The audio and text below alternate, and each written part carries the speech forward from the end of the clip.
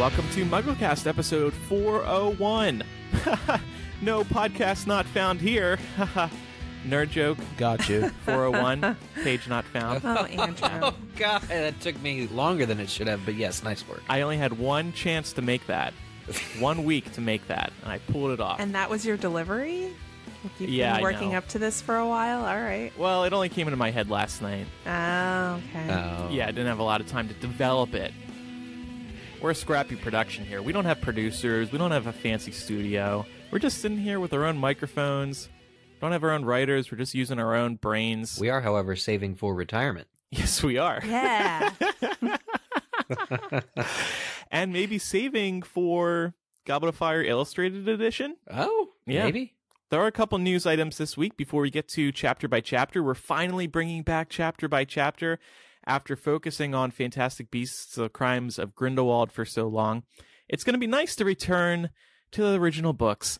But, yeah, that news. So we love the Harry Potter Illustrated Edition series. Laura, do you have the Illustrated Edition books yet? No, and it's because everyone in my life has told me, yeah, I thought about getting those for you as like a birthday present or a Christmas present, but I just assumed that you already had them. And I'm always like, no, I don't have them. Someone buy them for me, please. So the first 3 books are out, and they're really fantastic. And they were releasing one a year. So there was one in 2015, one in 2016, one in 2017. And Jim Kay, the illustrator, did not release one last year because Goblet of Fire is so darn long. But he did say that he would be releasing, that it would be out in 2019. And over the past week, we have learned that the book will be released October 8th of this year. And Eric, it will all be one book. I'm still so shocked about that, Andrew. And yet it'll have just as many illustrations per page, I guess. You know, the illustration to page ratio will be the same because he needed 2 years to work on this. So, can't wait to see it. Yeah, I'm trying to find the actual article where he talks about, because they actually have quotes from Jim Kay that talk about him just needing more time, but that he's excited. And I think they said there's actually like twice as many illustrations as well. So, which makes sense because Goblet of Fire is twice as long. Right, that's what I mean. And that's why he needed 2 years to work on it. He had said, I'm really enjoying having more time on the Goblet of Fire than previous books. So hopefully there will be more to see in the 4th book when it hits the shops in 2019, and I'm having great fun planning it. He also said this, which was interesting. I want to hide lots of Easter eggs in Goblet, a luxury usually because it takes a lot of planning. Here's the thing about the Jim Kay Illustrated Edition. This man is all about Easter eggs. Although not necessarily Easter eggs that have anything to do with Harry Potter. There is some weirdo stuff that's in the back of some of these images. Yeah. in the first 3 books. I kind of don't get him, but the illustrations on the whole are great and they work very well for reading the story. But there's a man who has a lot of like fanciful other ideas that he plugs into his work. I mean, bless him. He's got the mandate of Scholastic to do this, so, you know, why not have fun with it? Right. It's just funny reading that because there's not many Easter eggs you can put in a 20-year-old children's book that would, like, surprise people.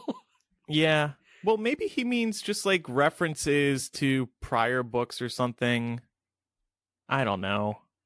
Yeah. I'm sure it's going to be, that'll be a lot of fun because then we can go through it and be like, oh my God, did you see this little Easter egg right here? Maybe it'll be like breadcrumbs to finding a full illustration of Ginny Weasley.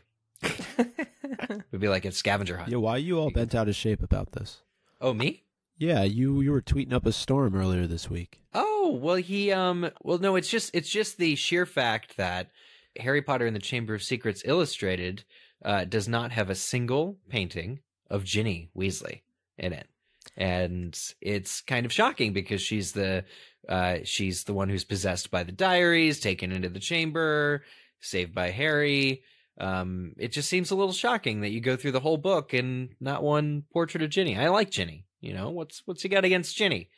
Maybe she takes a ton of time to illustrate And he just didn't have the time to do it. And now he had 2 years to work on a single illustration of Ginny Weasley. Well, I feel bad for Jim Kay, honestly, because okay, so now he's got the second longest Harry Potter book done. Now he has to do the longest Harry Potter book.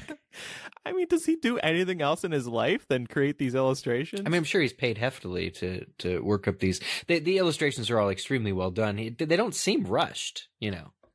No, of course not. It's just so much work, and it just seems never ending. He still has 3 very long books to go. Poor guy. Yeah. I was going to say, I can't imagine that he has too many other projects that he's working on, because once he finishes Goblet of Fire, which, presuming it's pretty much close to finished at this point, he's got to go to Order of the Phoenix, which is an even bigger undertaking than Goblet of Fire. That one will be 2 books. I don't care. It definitely will be. There's no way. There's no way. Because you know how big these books are.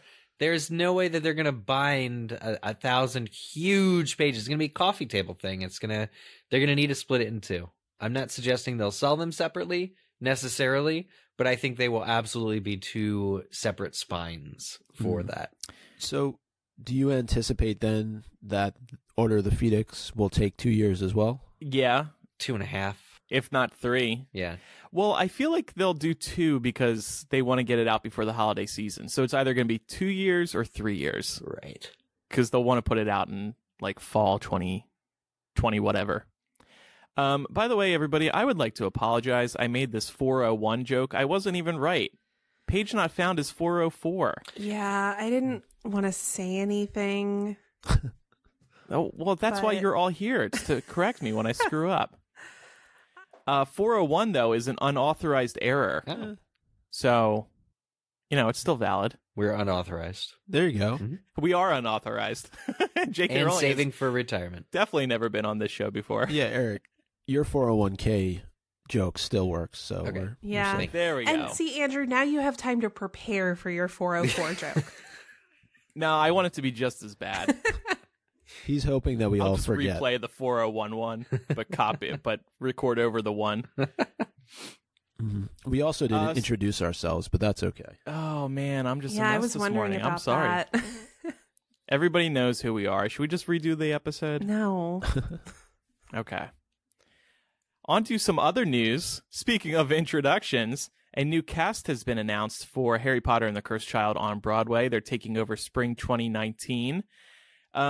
Nobody I recognized, but I just can't believe that the original West End cast of Cursed Child is still doing this play. Yeah.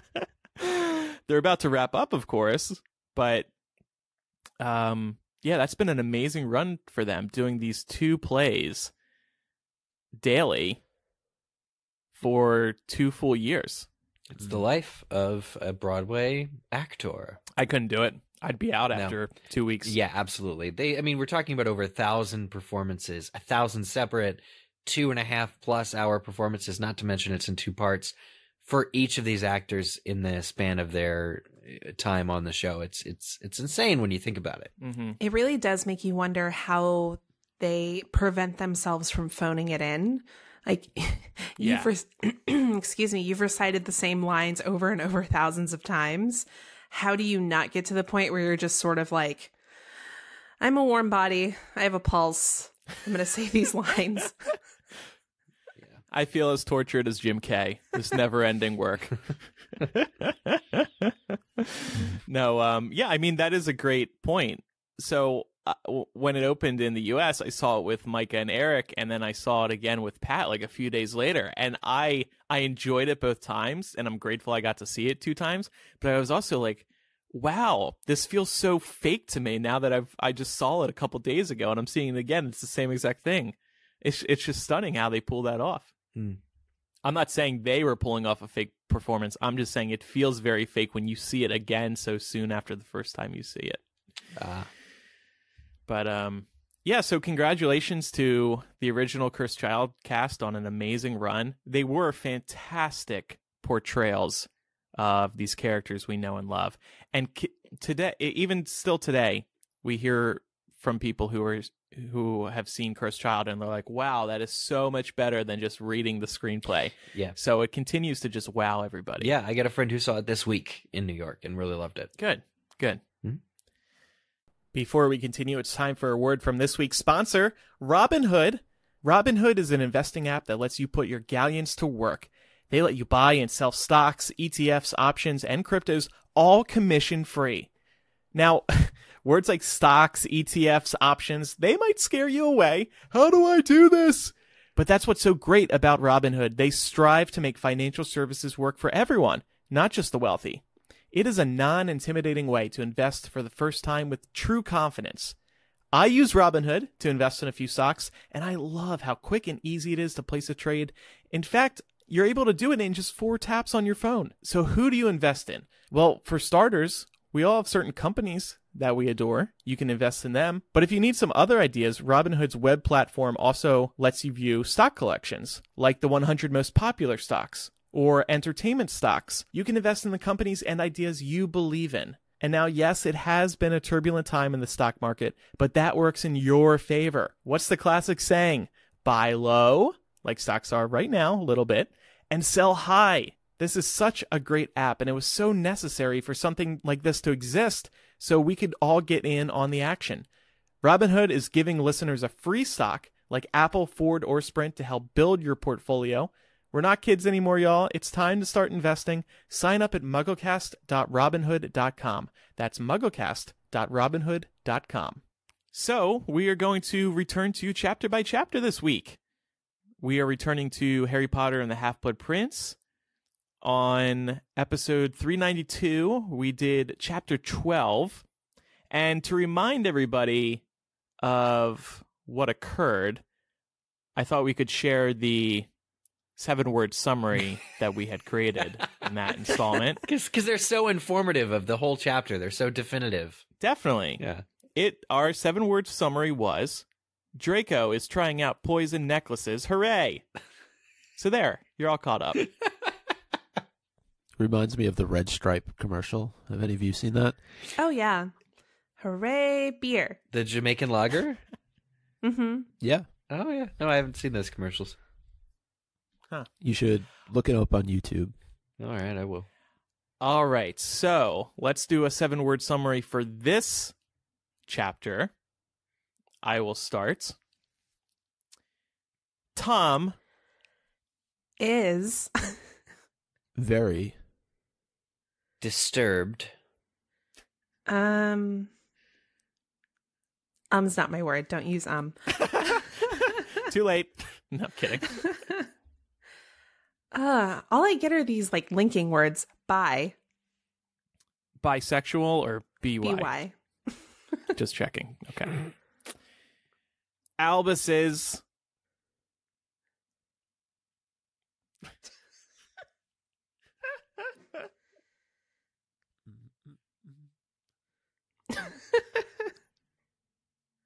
presence. Yeah, Okay. that's good. Yeah. I was aiming for proposition.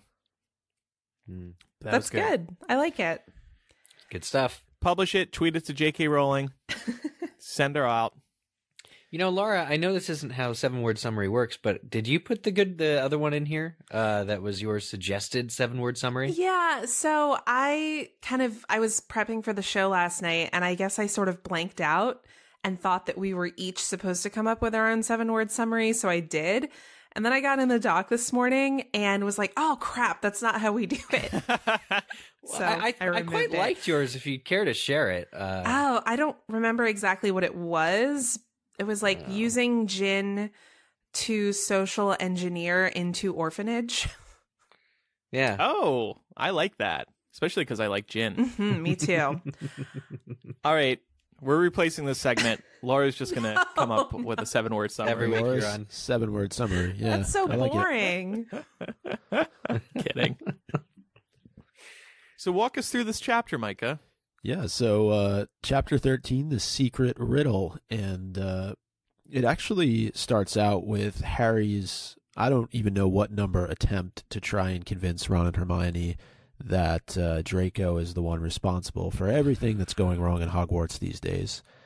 And that, of course, is just, I think, more of the same, and I just have a hard time with the fact that they don't believe him. There's not even like a part of these two best friends of his that believe what it is that Draco is up to, or that he could possibly be responsible. And I don't know how you guys feel. Yeah. I mean, they took him more seriously when he was being a dick to them last year. And this year, they're just like, oh, he's okay now? Okay, he's not seeing visions directly from Voldemort? Then his insight must be wrong. His intuition must be completely wrong. If it's not coming directly from Voldemort's brain, it's unreliable, and we're not going to believe him. Yeah. That part, it was definitely frustrating to read over, especially knowing everything that we know. Yeah. But that's the fun of these chapter by chapter revisits, is that we get to see everything from a completely different perspective. Not only for some of us, it's been a while since we read this, but also we know how it all ends. Mm-hmm. And I mean, Harry tells Dumbledore, I think Dumbledore does believe him, but Dumbledore does not betray any hint that he actually believes Harry. Yeah. He's just working on, because Dumbledore at this point, I think, just has a death wish. Like, he knows that he is cursed. His hand is black and all that stuff, but he believes Harry, but he absolutely is just like, okay, we're moving on now. And is that because he doesn't want to rile up Harry? I think so. By validating Harry's idea, Harry could go and try to beat up Draco or something? Yeah, he'd screw it up. He'd screw up the eventual plan to have Draco kind of test his own mettle, and I think at this point Dumbledore intends for Draco to be able to complete his task. Yeah, because it gives Snape an out. The most important factor in all of this is Snape, like, surviving, I guess, through the end of the year. This was also such a teacher move. I used to be a teacher, and anytime you would have a student come to you and start complaining about something that you knew to be true, but you're not really in the position to validate that, you kind of have to try and steer them away from talking about it because there's nothing else you can do. So the approach is usually like, okay, but let's talk about you. Let's focus on X, Y, and Z. Interesting. We're learning all the tricks. Mm-hmm. Yeah, the focal point of the chapter is really the second lesson that we're getting between Dumbledore and Harry, and you touched on really the first point here. What does Dumbledore know about what's happening with Katie Bell and the necklace? Does he truly know that Draco is the one responsible? I think that raises a lot of questions, particularly because we know that Draco is attempting to kill Dumbledore, and he's trying to do it in a lot of different ways. And so if Dumbledore is in fact aware that this is happening, why would he allow it to continue, knowing that it almost cost one student her life? Yeah. So that answers that question. It seems short-sighted, no?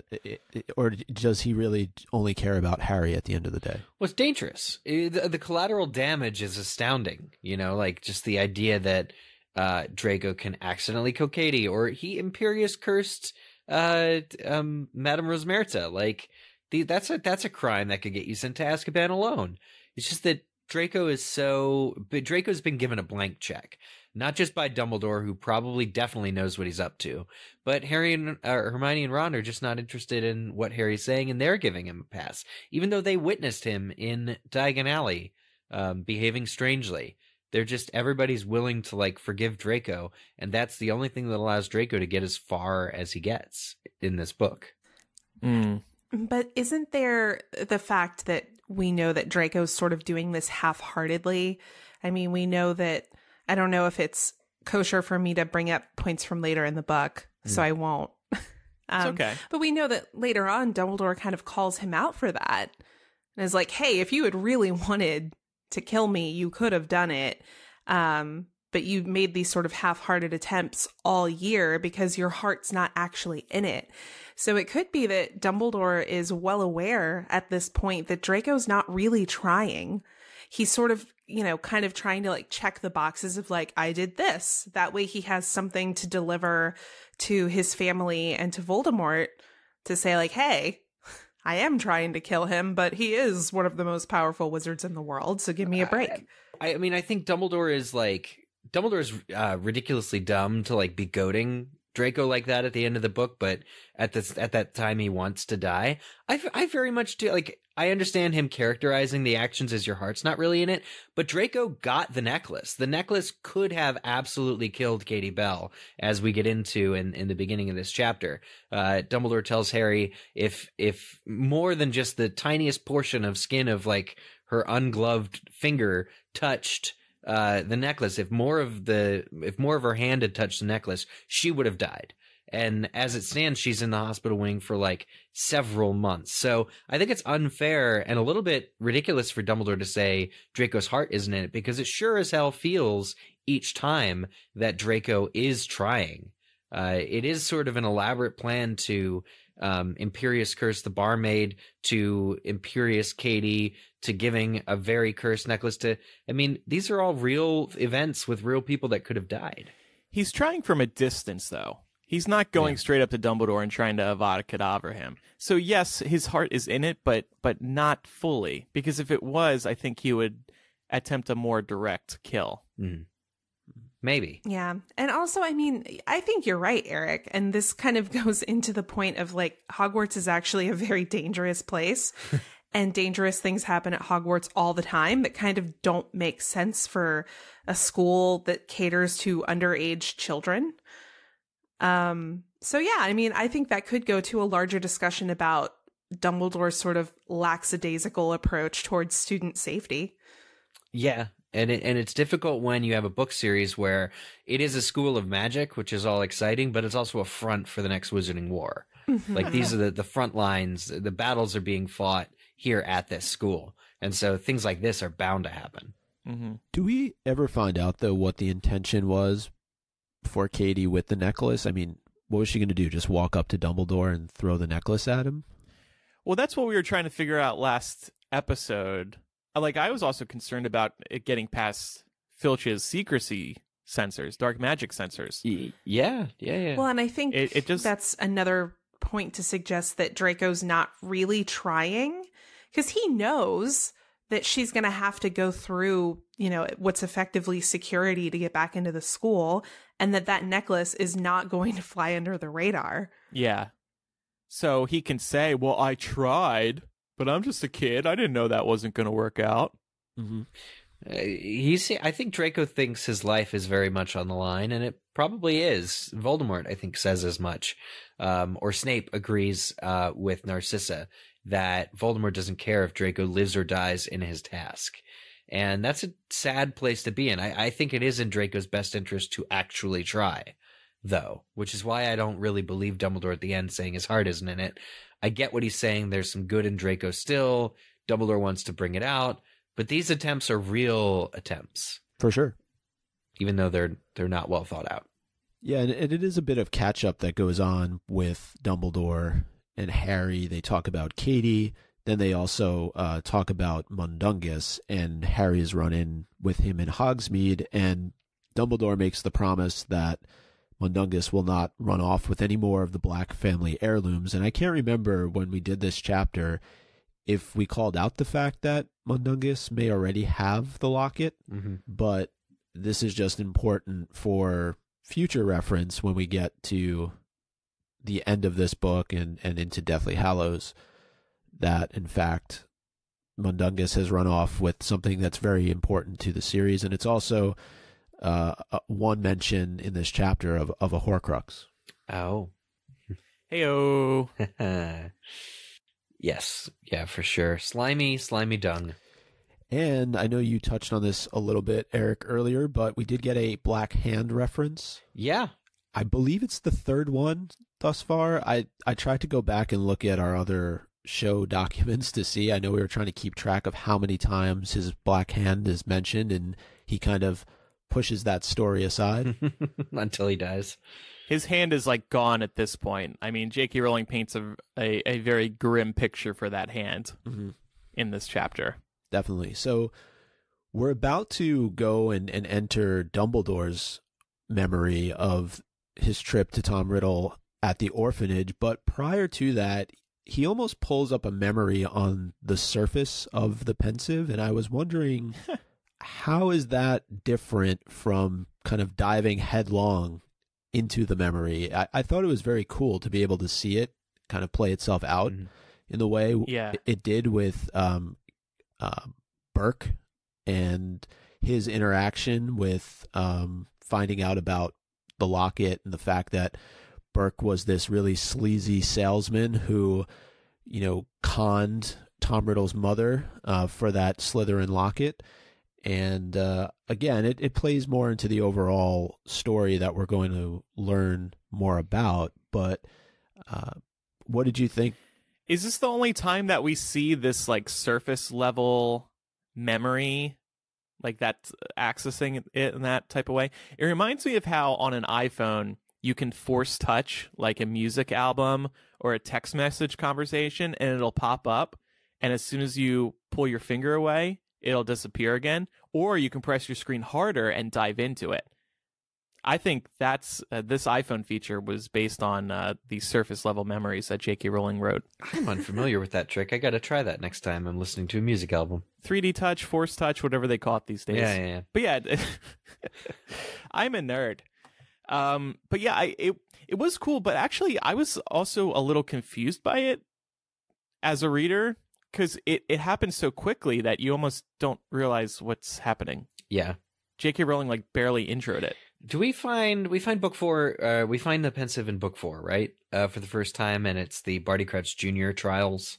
I feel like Harry is standing over the Pensieve at that time, and the memory is like pulled up or playing, but nothing much happens until after Harry he keeps leaning closer, so you can like look into the Pensieve, and the courtroom is there, but nothing really starts until he falls into it.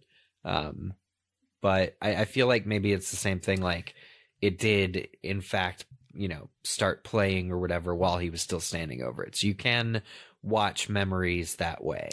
This could be used like in a museum in the Wizarding World. Oh, yeah. Where you just can view a bunch of different memories. It seems to be a form of the Pensieve that just is a feature of the Pensieve for people who just want to briefly look at something without fully going into it. Yeah. Like I'm just trying to work out loud why this would have been conceived. I think you probably have it right. I think Dumbledore just wanted Harry to see that memory very, very quickly, sort of as a intro to the orphanage memory that they were about to go into together. Mm-hmm.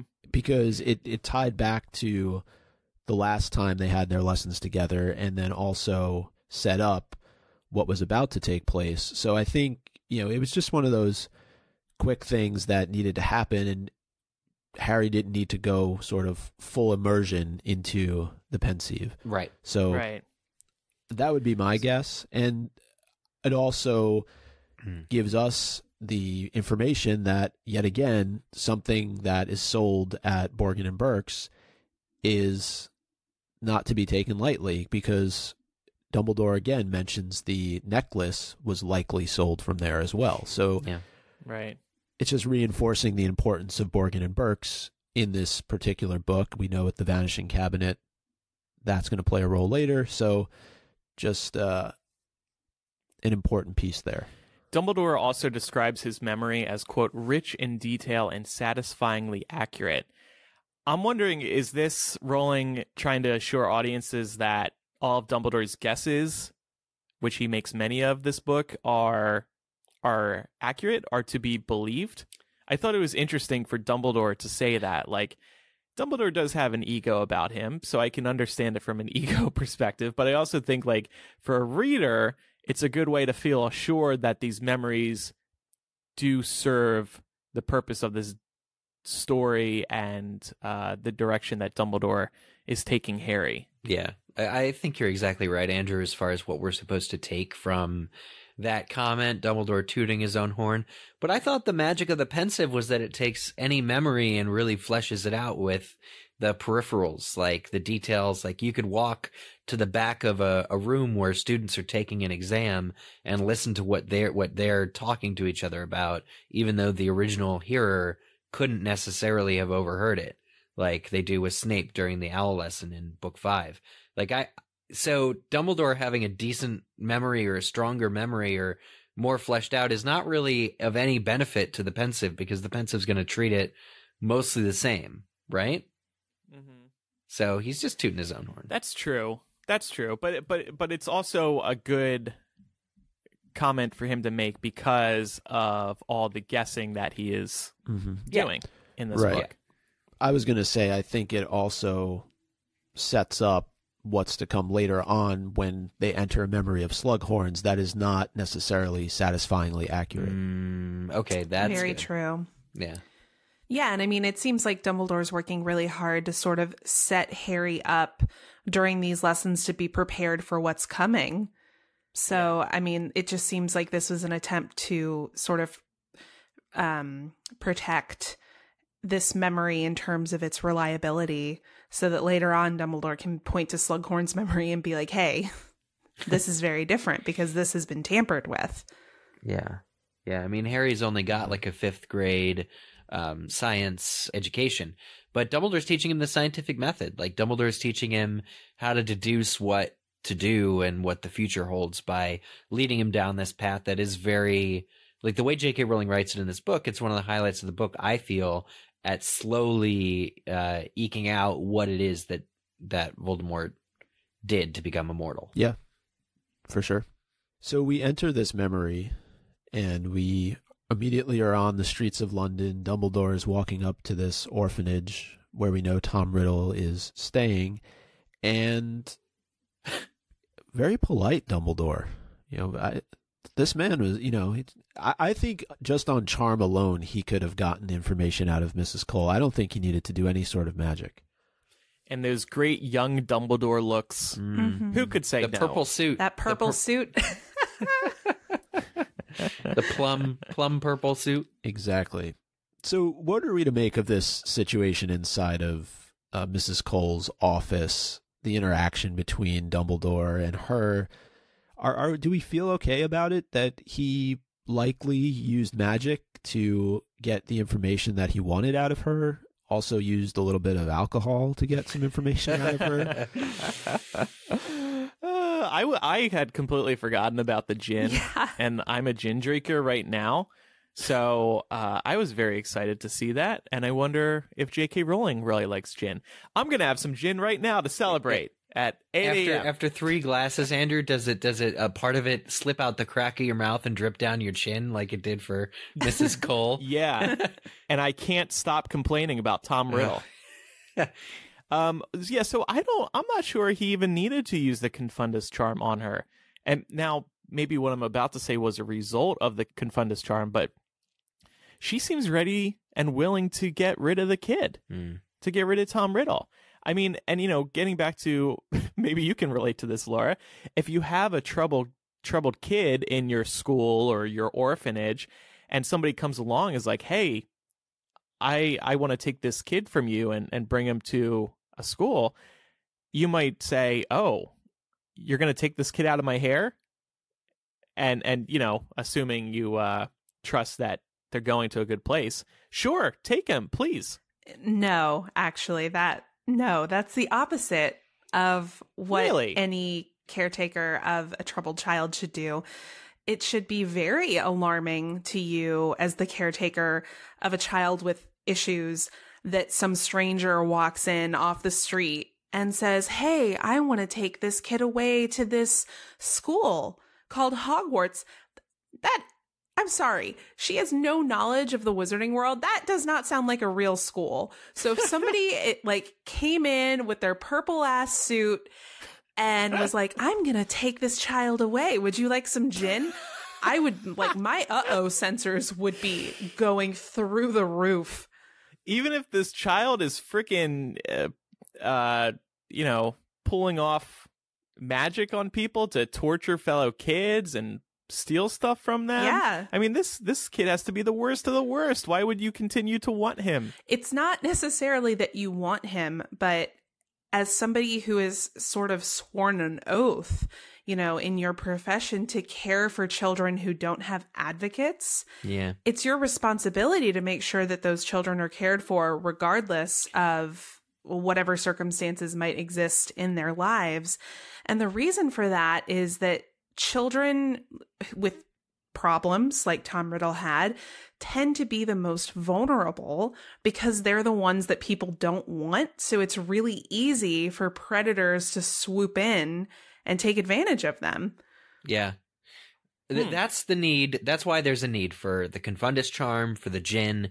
Dumbledore's doing a lot of work in a very short period of time. He only wants to make one day of this whole thing. He's making short work, like his confunding Mrs. Cole while showing her a blank piece of parchment or whatever, convinces her, it bypasses her protection, right? Like, she is not gonna just give Tom Riddle up. She is suspicious of Dumbledore. Right at the start, she's very suspicious, but it's his charm or his confundus thing that makes it that so she's okay with everything. Would you not be suspicious of a auburn hair man in a purple suit walking into... Why do you guys keep making fun of the purple suit? Nobody's making I think fun that of sounds it. fantastic. I want one. I want you several. guys keep bringing it up like it's a problem. It's not a problem. I'm saying, wouldn't you be a little... like, I don't know how in purple suits were in the 1940s, so I'm just saying that I think it's a little weird that somebody would walk up to a place that probably doesn't see that much, Color. style. Oh, style. There you go. Right. What if it's a nice dark purple No. suit? Maybe it's not a bright purple, just a subtle purple. Even the passersby are looking at Dumbledore, it says in the memory. So Yeah. he stands out like a sore thumb. He needs to use magic, if only to compensate for his complete out of placeness. But yeah, I think he overrides. Well, I know I'm never wearing a purple suit in front of you guys. I mean, That's if what you I've did, learned Andrew, today. we would support you 100%. Of course. It's your choice. It would look good It's just on very conspicuous. He's not I understand. he's not doing a very good job of trying to fly under the radar here. Yeah. Yeah. But I mean, that's not Dumbledore's style, and it never has been. So, Mhm. But he's using We get magic it. to override. Mrs. Cole has natural, like, protective instincts, and that's why he's getting her drunk, and that's why he confunds her. It's real manipulative, wizards are over muggles Dumbledore right here. This is very OG, like, Old Testament Dumbledore, where he just, like, is confunding any muggle who would stand in his way. Yeah. I think that's the title of this episode, Old Testament Dumbledore. Yeah, we'll see. There you go. He just completely, her agency is removed, and like we appreciate it because it gives us the story of how Voldemort came to be, but Dumbledore is being very manipulative right now. Although, here's a question for you guys: does he have a claim to Tom Riddle? Is it important that Tom Riddle goes to Hogwarts? Is it more important than, say, Mrs. Cole being told the truth about everything just to get Voldemort in Hogwarts? Wouldn't young Tom Riddle be worse off out of Hogwarts? Yes. Well, he has a case. The problem is Mrs. Cole doesn't know crap about magic. So she would never be able to understand this. Mm-hmm. Right. But yes, in our eyes, in the Wizarding World's eyes, in Dumbledore's eyes, yes, he has a right to take Tom Riddle under his wings, shall we say. Mm-hmm. Mm-hmm. And I think that raises the question, do Hogwarts professors normally make house calls to witches or wizards headed to Hogwarts, or were Harry and Tom exceptions because of their situations? I think because of their situations. Yeah. Although this did raise an interesting question for me. I find it very interesting that Dumbledore made the house call for Tom Riddle, but not for Harry. For Harry, he sent Hagrid. And it made me wonder if Dumbledore sort of in retrospect, knowing what Tom Riddle's history was, or at least knowing the limited amount that he knew, and then watching him flourish at Hogwarts, I wonder if Dumbledore thought that maybe he, kind of goaded Riddle in his method and approach towards convincing Riddle that he was a wizard, and thought that maybe allowing him to come into contact with such a powerful figure in the wizarding world early on didn't allow him to enter the wizarding world humbled, whereas Harry definitely came into the wizarding world humbled. And I think some of that has to do with his first interaction with someone from that world being with Hagrid. That's really interesting. Yeah. Yeah. I think part of it too, in the case of Tom Riddle, is that it was going to be a very difficult situation pulling him out of there. Hagrid would not have been able to come in there and do what Dumbledore did. He would have drank with Mrs. Cole. Well, was he alive at that point? No, but you know what I mean. Like a Hagrid type character, anyone, but it needed Dumbledore's touch. It needed a Dumbledore purple suit fashion. It needed Dumbledore's charm. It needed a little liquor. Yeah, we'll finesse. But I think you're right, Laura. I think Dumbledore may have taken that as a learning lesson. And Harry was introduced to the wizarding world in a very plain way. You're a wizard, Harry. Here's a cake. I tend to prefer. I tend to believe that Dumbledore was just busy when he sent Hagrid. Otherwise, he would have done it himself. Or maybe he didn't want to complicate things with Petunia. Petunia and Dumbledore have a long, weird relationship, and he probably knew that the Dursleys had been keeping magic from Harry, and so he sent like a blunt axe versus like his fine point, comb, because he knew that he would kind of make matters worse by his presence, and so he sent Hagrid.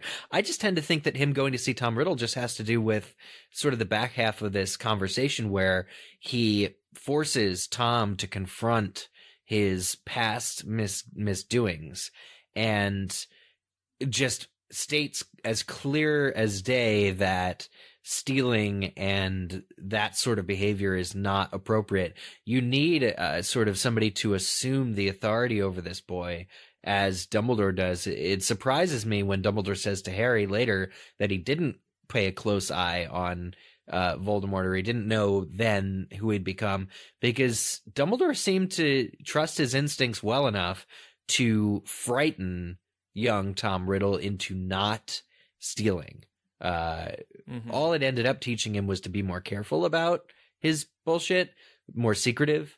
But I think, from the get-go, it was very important that Dumbledore laid on the law like he does. One of the things I wanted to raise, though, too, is that this is all happening within the Fantastic Beasts timeline.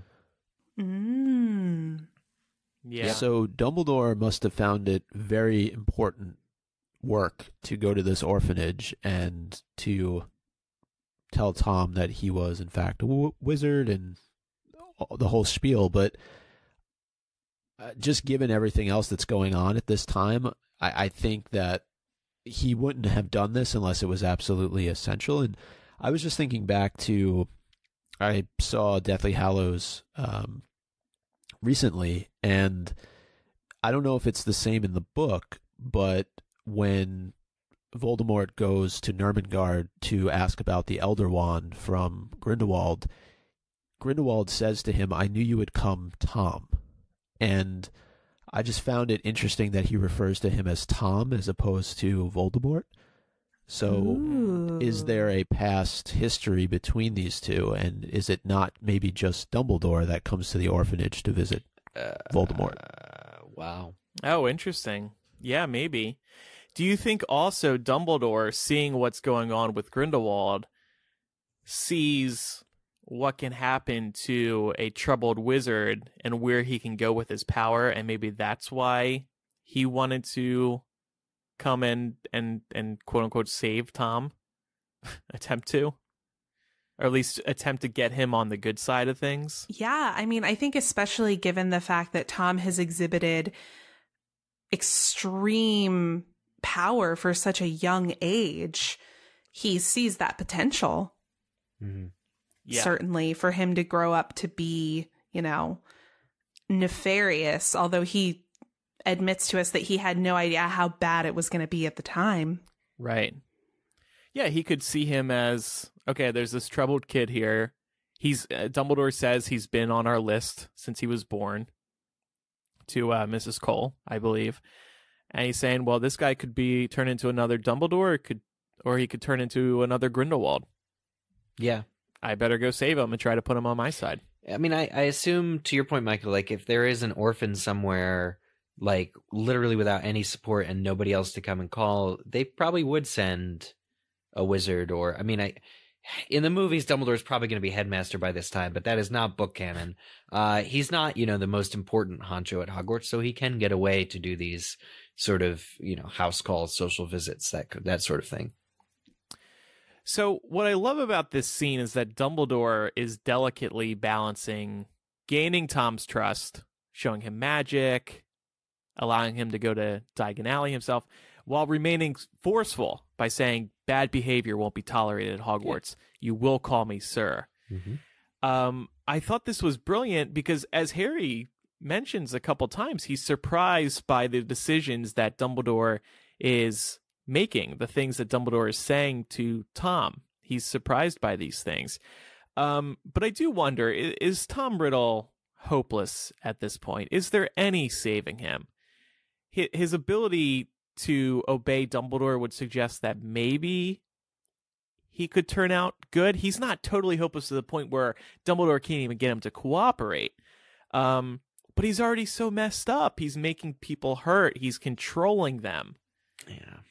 I'd wonder if it's just getting back to what we were saying a few minutes ago. Dumbledore just sees this as there's no saving him, but I at least need to get him under my control for a few years.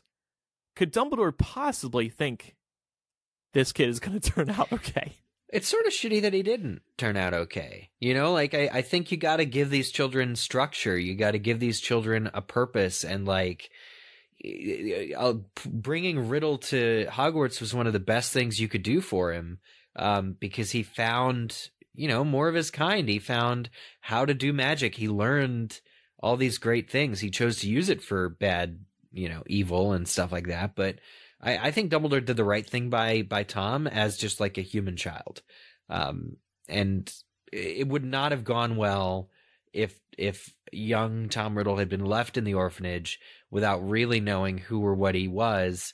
Eventually there would have been murders at that orphanage, and it would have been, he sort of gave young Voldemort the equipment that he needed to become Voldemort and kill all those people, but I don't think you should have done any differently because he's taking an orphan to where he belongs. Mm-hmm.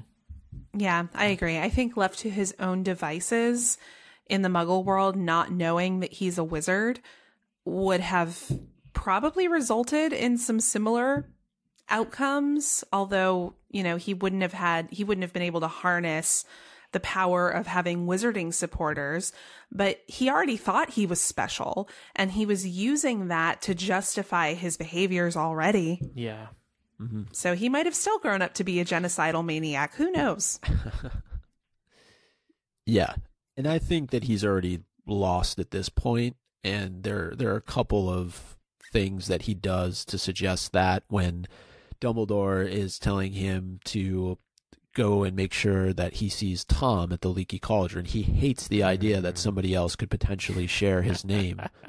He is a loner, right? He doesn't have any friends at the orphanage, and the ones that maybe could have been his friends, he's killing their pets, and he's doing terrible things to them on field trips. So yeah, I think he was likely doomed from the start. Yeah. He hates that somebody else has the very common name Tom. Be one thing if his name was actually unique, but it's not at all. It's just Tom. No offense to any Toms out there. I wondered if that was why J.K. Rowling named the barman Tom. Oh, damn. Like if she knew back in book 1 that there was going to be that connection. It's just so nice for Dumbledore to be like, oh, just like yeah, Connecting the threads.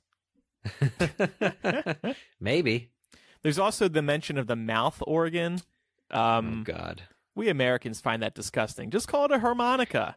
Book 5 is really when the American translators just gave up and stopped coming to work. You are so crazy. No, it really absolutely is. There's so many instances in book 5 and book 6 where little old, uninformed, uneducated American me is not sure what the hell is going on in this Harry Potter book. And mouth organ took me like 8 years to figure out that it was a harmonica. Like, honestly, I'm like, what in all of hell is a mouth organ? You could have just Googled it. It's such a gross...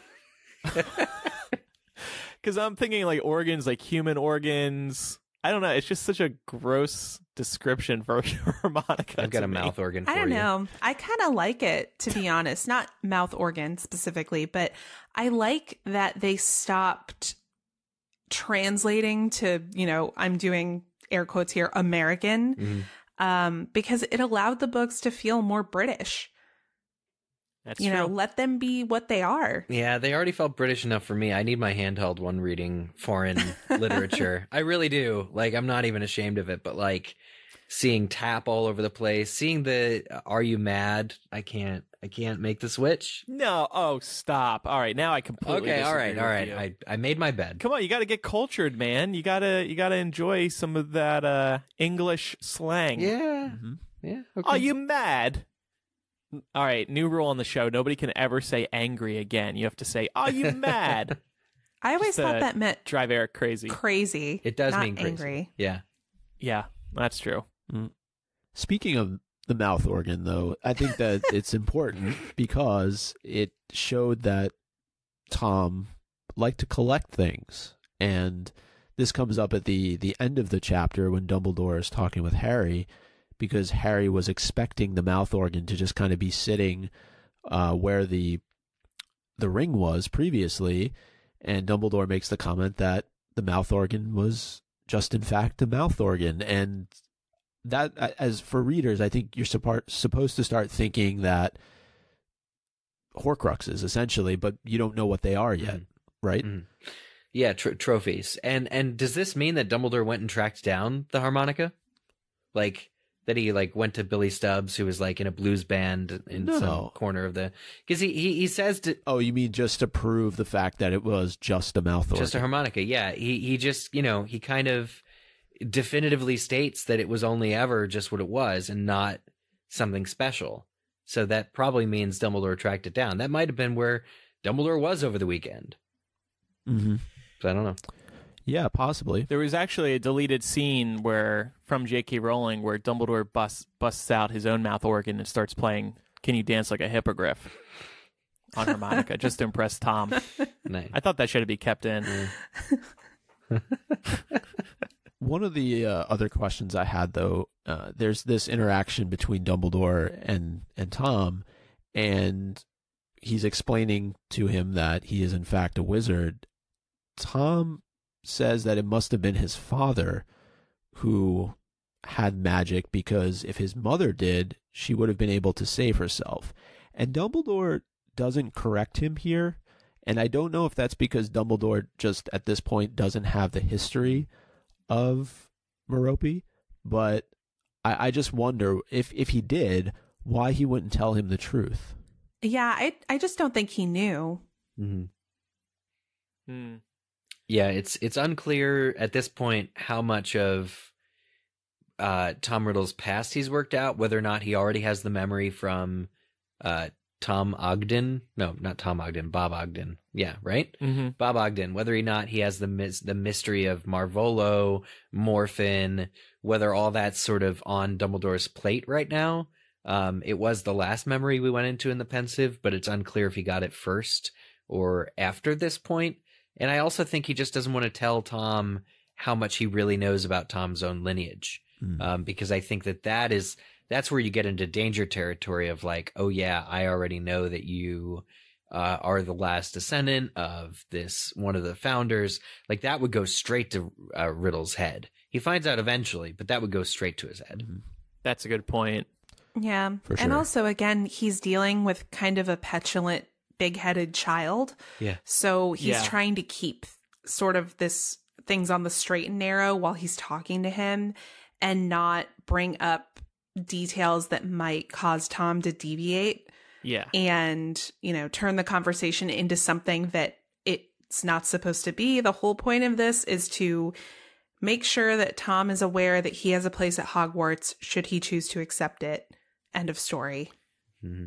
And we're talking about a kid who thinks there should only be one Tom in the world. This is already crazy. Isn't it the truth, though, that ultimately throws him off the rails, right? Learning that his father was, in fact, a muggle and what was done to his mother as a result. And I feel like that is a huge part in terms of him becoming Voldemort.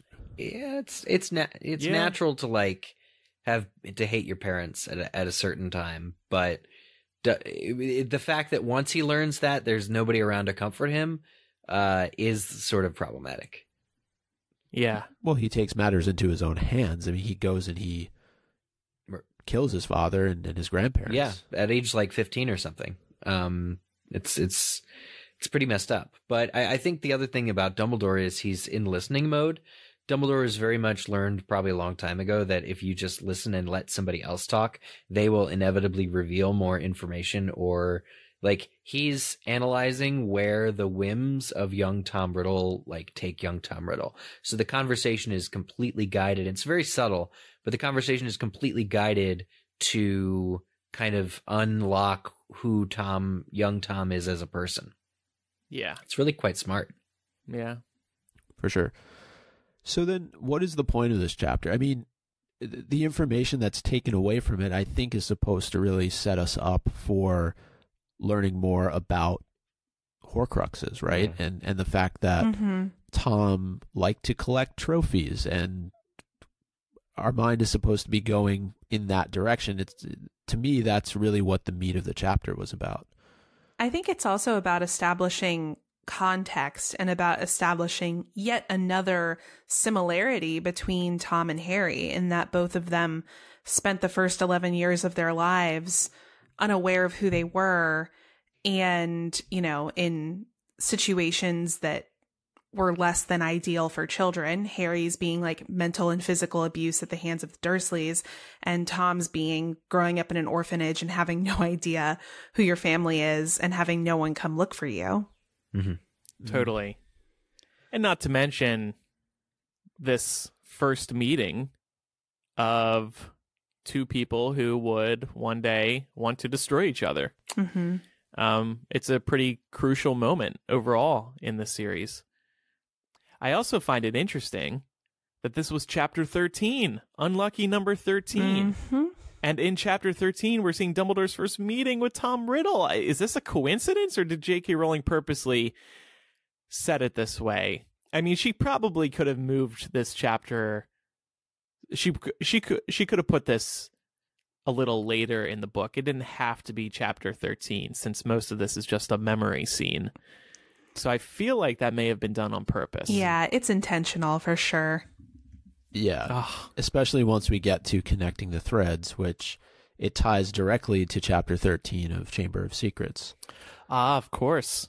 So The only other thing I wanted to bring up was that Dumbledore's last comment to Harry is a hint at the Horcruxes. He just goes, Tom liked to collect trophies. Okay, good night, Harry. Yep. Have a good night. Like a serial Thank you. killer. Yes. Yeah.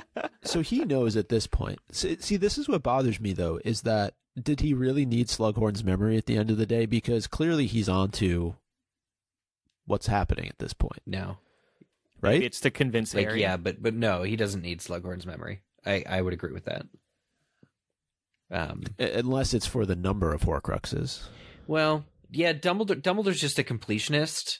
Like he won't move on until until the binder's filled out, like all the little slots in the pages for like the collecting cards. Like, it's true, the number of Horcruxes, I guess, is important, but Right. And you're adding this new DA teacher. You're going through the trouble of bringing him to the school. That scene still had to be in there. yeah, there had to be something, like some need that Dumbledore had of Slughorn. But Definitely. interested in talking about that when it comes up. The one other thing I wanted to just raise from this chapter was Dumbledore talks about how Tom didn't have any friends, and then he takes it to present day, talking about Voldemort's Death Eaters, and says, don't think that just because there's a Death Eater that says that he or she is close to Voldemort, that that's actually the case. And I found that this was just further proof that Cursed Child could not have happened, because if that in fact is true about Bellatrix, there's no way she would have gotten close enough to Voldemort, unless maybe she gave him some gin. I don't know. I mean, And a confundus term. I can see this referring to closeness in terms of like being a confidant or being someone who is sort of in his inner circle and knows what his plans are. I mean, that doesn't mean that he didn't want physical gratification. Yeah. Right. And Bellatrix would have been totally willing. Yep. So Even though she's married. All right. She could have just been like, hey, what do you say we just try it? Come on, give it a shot. You got to try everything once in life, right? I also wanted to bring up one last point, and it's sort of a nature versus nurture debate. I don't think it's unusual for Tom to have wanted to believe himself special because, again, he's a child growing up in an orphanage full of children. He doesn't have parents. He doesn't have anyone who's really advocating just for him. So I think that's probably natural. Do we think that if Tom had not been left to fester in an orphanage for the first 11 years of his life, would he have turned out differently? Or was he doomed from conception because his conception happened via coercion? Yeah. Yeah, I think that those initial 11 years were very damaging on his life and who he would ultimately become. Maybe he could have been saved a lot sooner. Maybe he could have been saved if he were rescued a lot sooner. Because 11 years is a long time to be stewing and learning what you are without any help from anyone else. Mm-hmm. Yeah. Yeah. To live unloved. I think J.K. Rowling, in answering that question in that interview where she revealed that the love being conceived under a love potion was a detriment to Voldemort, she puts it firmly in the category of nature. But I think it's enough that he spent the first 11 years unloved. Like, we talk about how Voldemort can't feel love throughout this book, and he doesn't understand love or see a point to it or doesn't seek love, but he spent the first 11 years of his life without it and was doing just fine. So, maybe that should have been something to consider. He doesn't need to be all bad, but right. I think that he's very much all bad. Doesn't there reach a point where he takes over responsibility for his own actions? Yes. Yeah. It does, but then that's why J.K. Rowling sided with nature, was to justify how Voldemort is just the baddest egg of them all. Yeah. Mm-hmm. And I think to further support that, there's a point in the chapter where Mrs. Cole says that Tom was even weird as a baby, that he never cried. Mm-hmm. And that is a baby's response mechanism to anything. Most frequently like, hey, I just want you to hold me. I need someone to hold me. I need someone to feed me. I need to feel supported. I need to feel safe. And if he's not doing that as a baby, like he's not seeking that kind of love and gratification in his infancy, that does sort of support the nature argument. Mm-hmm. Yeah. That's a good point. All right, now on to connecting the threads. We spoke about earlier, there's a big connection here between... there's a big connection to Chapter 13 of Chamber of Secrets. Yeah. There's a couple of things that we can connect between these two chapters. And the first being that both chapters have Harry entering a memory about Tom Riddle. Oh. So in the very secret diary, Harry is taken back into Tom's memory. And of course, it is when there's that confrontation with Hagrid. And related to the Chamber of Secrets, Harry is meeting a younger version of Voldemort in both cases. There's Horcruxes that are at play, and just a couple of other small things. Hermione, at the beginning of the chapter in Chamber of Secrets, is recovering from being a cat when the Polyjuice Potion went wrong. Katie is recovering from the necklace incident, so didn't think that was by chance.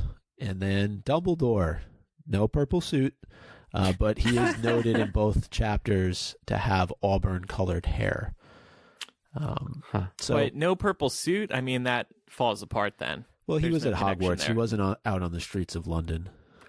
Hitting up the town. The memories are only like 4 years apart or so, too, which is pretty cool. Or like 5 years, I'd guess. Oh, yeah. Yeah. That's great. Fantastic. Yeah. Way to go, J.K. Rowling. All right, on to MVP of the week now. So this is where we select a character who we believe was the most important, most valuable player of the week. And the game here is no repeats. We all must pick a different character. Mm-hmm.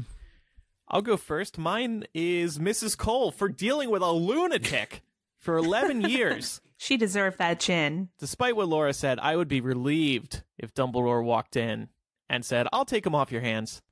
Maybe that means I can never be a teacher. You'll be not very good at your job. Or a caregiver. That's correct. No. Damn it. Did you notice, though, there was sort of the same stipulations that Harry was given about having to go back to his aunt and uncles, that Tom had to come back to the orphanage every summer? Mm-hmm. Oh. Do you think that means that Dumbledore put some kind of spell on the orphanage? Well, no, because Tom doesn't need protection like Harry did. So did he think that going back to the orphanage would humble Tom?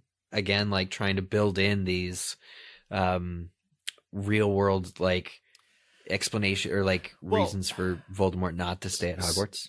Do students stay at Hogwarts over the summer? Most of them go home. No, I think it's mainly just that Tom didn't have anywhere else to go. Yeah, but even then, would they let a student stay at Hogwarts? I mean, I don't think there's an example of them ever doing it, but they should have or could have for sure. Give everybody a break at the school. All the faculty, they deserve a break. Yeah. # self-care. I mean, the house elves got you, you know? You just show up in the Great Hall, get some food. It's just Tom and the house elves at the school over the summer. That'll go well. Reheat some mac and cheese. And everyone would come back in September and the house elves would be dead. I didn't like them. All of them were named Tom. Tommy or Toby. I don't know. Speaking of names, I gave my MVP of the week to Billy Stubbs. It's just such a fun name for a young boy to have. I wrote, if he can survive the name, Stubbs, Billy Stubbs, he's going to get adopted to a good home and turn into a fine, well-adjusted, young, Oxford-educated man with a whole patch of, I think it was his rabbit that got hanged, so he's going to have a whole rabbit patch when he grows up, so. Poor Billy. Poor Billy. I want to see good things out of Billy. I went with Caractacus Burke. Nice. For making the deal of a century. He swindled Tom Riddle's mother out of that locket. Sure did. And laughed about it all the way to the bank. Yep. A young, scared, pregnant woman.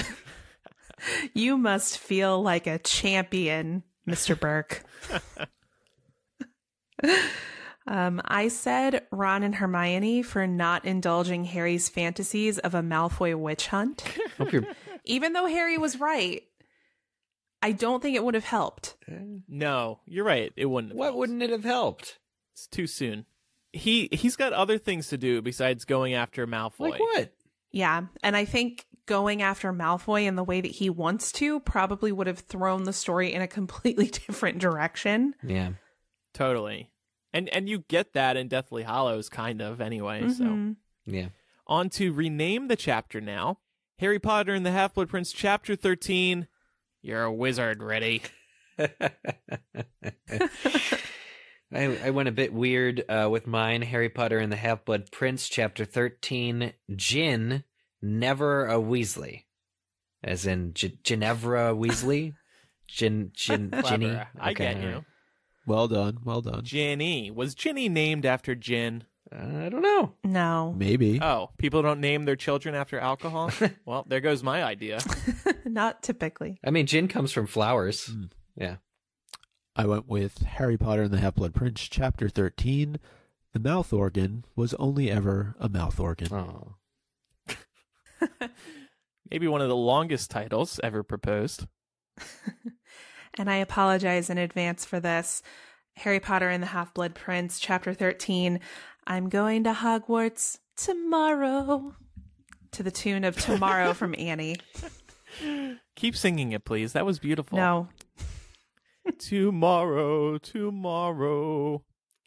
All right. Well, a very large chapter by chapter installments. Now let's play some Quizzitch. So last week's question was, which Slytherin student prevented the Chamber of Secrets from being discovered? The correct answer, and this is from Pottermore's writing on the Chamber of Secrets, which we were talking about during the Evanesco segment of last week's news, But the correct answer is Corvinus Gaunt. Corvinus Gaunt was a Slytherin student who, when they were building the plumbing and bathrooms for Hogwarts, and they were specifically building the girls' bathroom that was going to be placed over the entrance to the existing Chamber of Secrets, Corvinus Gaunt did some kind of magic, it says on Pottermore, or just made sure was instrumental in making sure that the Chamber of Secrets could still be hidden from everybody. And Eric, tell us, who got that right? Well, we got more entries than we have in the past, which is good. It was a good week for it. Victor. Notice that. Yeah. Rip our mentions, as the kids say. Rip our mentions. I think people appreciated that we laid out that this was sort of an open book kind of thing. So more people are playing when they know where to find it, which I'm fine with. But Victor Chan, Anders Drew, Corianne, Jin, Taylor Hill, Lame Miserable, Sarah, Count Ravioli, Amani, Erica, Laura, Tia, Retta, Megan, Charlie Father of Dragons, Kevin, Michelle, and Phoebe all got the correct answer. So this is a game we play over on Twitter. You have to @reply MuggleCast and then hashtag Quizzitch in your answer to play. And this week's question is actually, so we're getting back to chapter by chapter. We're getting back to questions that have to do with the upcoming chapter. So as you read along with us on MuggleCast, you can get the answer to this week's Quizzitch question and tweet us. Question is, at what time is the first Gryffindor Quidditch practice without Katie Bell held? What time is the practice held? Much specific. Yeah, much specific, and I don't expect anybody to do this from memory, but if you do it from memory, say that you did it from memory, and we'll give you special props. It's like, yeah. You'll get... First. If you would like to comment on anything we discussed today, we would love to get your feedback. You can call us 1-920-368-4453. That is the MuggleCast hotline. It's 1-920-3-MUGGLE. You can also email us, mugglecast@gmail.com, or there's a feedback form right on the MuggleCast website, mugglecast.com. We would also love your support over at patreon.com/mugglecast. It's the reason why we are a weekly podcast. Thanks to everyone's support, we are creating episodes every week, and we're having a blast doing it. And using your financial support, we've also been able to get new album art. We were able to bring back Laura, who was very expensive, but thanks to your support, we got her. It also helps pay for editing and other production costs. That's right, Laura, right? You're very expensive to hire. I'm not a cheap date. So thank you to everybody who supports us. In exchange for supporting us, you will get great benefits like the ability to listen live. Thanks to everybody who is listening live and sounding off this morning. You will get bonus installments of MuggleCast. You will get early access to our show notes. You will be able to participate in a monthly raffle if you pledge at the right level. And you also get your name on our thank you page. You'll get access to our Facebook group. We have a ton of benefits. Check them all out. Co-host the show. Co-host the show, right. We'll have another one of our listeners on maybe next week. So lots of great benefits. Oh, and a physical gift. Don't forget a physical gift. We do that every year. And if you pledge now, you will be eligible for the 2019 gift. All you have to do is pledge at the Dumbledore's Army level or above.